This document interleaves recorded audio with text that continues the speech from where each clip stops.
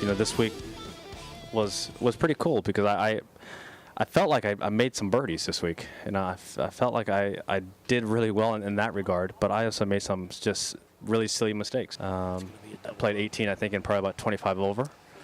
So that pretty much sums up the week. Couldn't have said it any better myself. But how nice was it to see Tiger back out there, crushing drives, making putts, even showing us a few little fist pumps. But more on that later.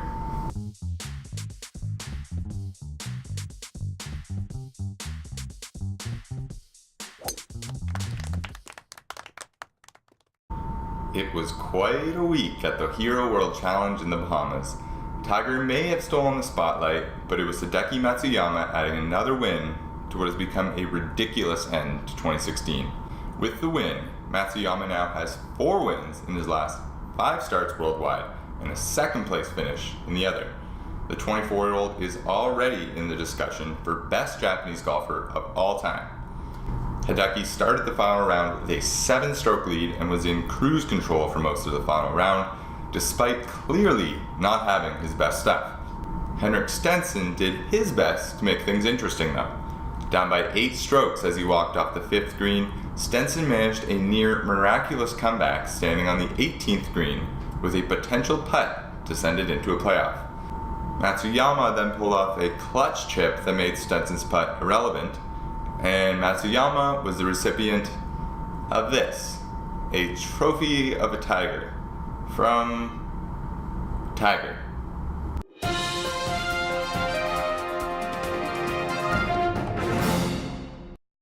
Not much to report this week. However, plans for the 2018 Ryder Cup in Paris are starting to take shape. Team Europe named Thomas Bjorn the captain of the next squad on Monday. The Dane played in 3 Ryder Cups and has served 4 times as vice captain. Team USA, meanwhile, has yet to pick their leader. However, it did have a conference call on Tuesday to discuss just that. It is believed that the captain will be one of Fred Couples, Jim Furyk, or Steve Stricker. Of course, Couples is the only one with prior captain experience, but with the new US Ryder Cup committee trying to look to the past for answers to the future, it's not going to work. And I've got a couple of videos for you. First, John Daly is, well, still John Daly. I ain't slowing down. There's rules I love to break and bend. Mistakes I made again and again. I tell you this, my friends, I'm still around. Hit it hard, man. So far, man. No laying up, no holding back. Ain't afraid of nothing, it's a natural fact. Hit it long, man. It's gone, man. Keep taking chances, living large. I hit it hard.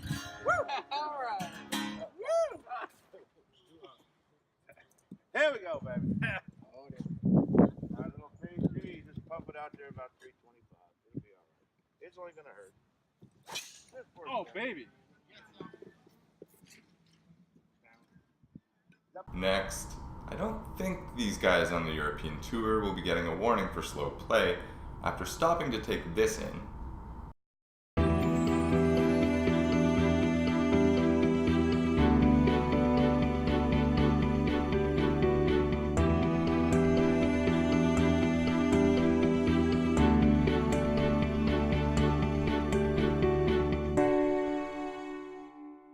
And finally, an emotional but important video. Paige Spiranak, an emerging women's golfer that most people know from Instagram or quite frankly for her looks, well, she stood up against the hate she's been getting on social media. You're not worth anything, you feel worthless, and no matter what you do, that's never good enough. So to have all these people say that I'm not a good golfer, I'm not a good person, I'm promiscuous, or make these judgments about me that are not true. It's really hard just because I like to wear spandex on a golf course. And you think about it and it seems so foolish, but you never know what that person's going through in their lives. And teenage suicide rates are up right now, and they think it's because of cyberbullying.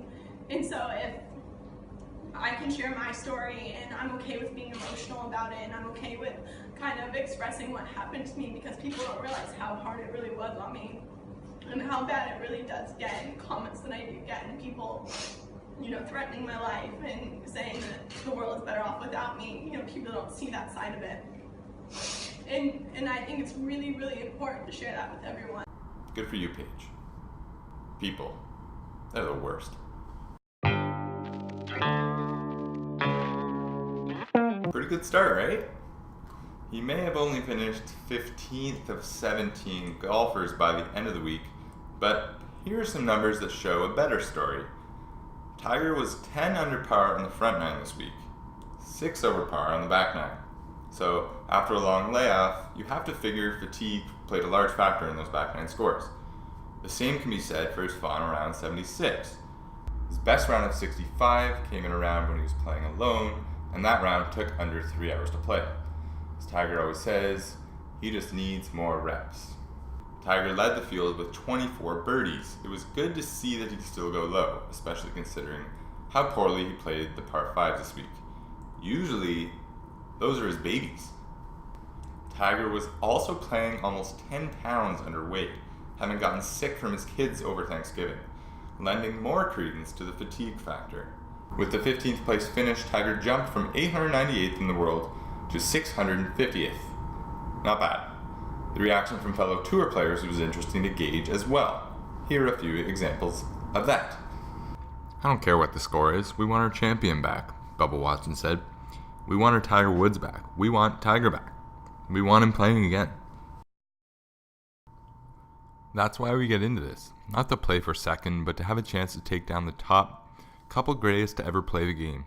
Call him tied for first, call him whatever you want. Even if it's Tiger's tournament next year or it's a major championship, we can say, I battled Tiger when I felt like he was really on, and I was able to get the breaks and pull it off. That's something you can tell your grandkids.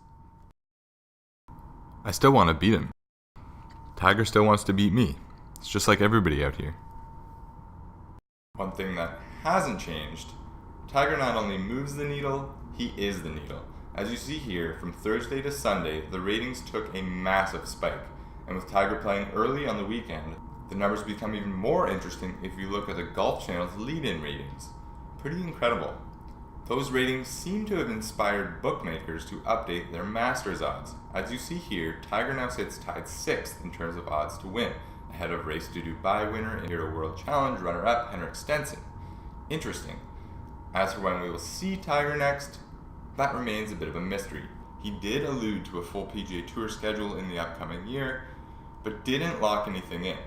Just by looking at his sponsorship ties and places he has played historically, my best bet for 3 events we may see him in next would be the Abu Dhabi HSBC Championship on the European Tour, which is held January 19th to 22nd, the Farmers Insurance Open at Torrey Pines the following week in January the 26th to 29th. He's won that event 8 times. I wouldn't be surprised if he showed up again. And the week of February 16th, the Genesis Open at Riviera. Those are just educated guesses, but it's a near certainty he will play in at least one of those 3 tournaments, barring any setbacks. Tiger also mentioned wanting to work his way into the 2017 President's Cup team as a playing assistant captain, so he's going to have to play a decent amount if he wants to get into that role too.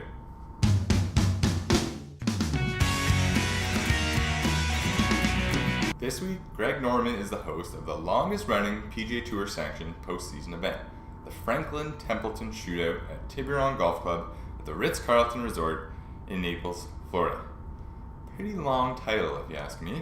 I've been to this place once before, not to brag, and is it ever nice. In its 28th year, the Shootout will feature 24 players on 12 teams, but for just the second time, an LPGA Tour player will be involved in the event, as 21-year-old Lexi Thompson has paired with budding PGA Tour star Bryson DeChambeau.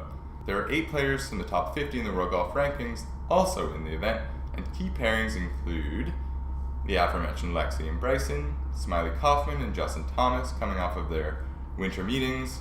Google it if you don't know what I'm talking about. Defending champions Jason Duffner and Brand Snedeker, and the duo of Harris English and Matt Kuchar.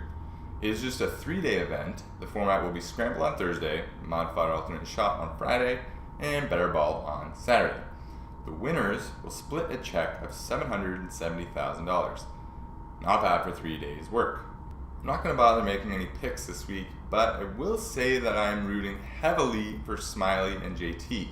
Their trip to Baker's Bay should boost team morale, and I think, quite frankly, it would be pretty hilarious to see them win something together and see their celebration. I'm hoping they even have some sort of handshake or something. Anyways, that's it for another episode of Teeing Off. Thank you for watching. Click like if you enjoyed it. Click subscribe if you really liked it.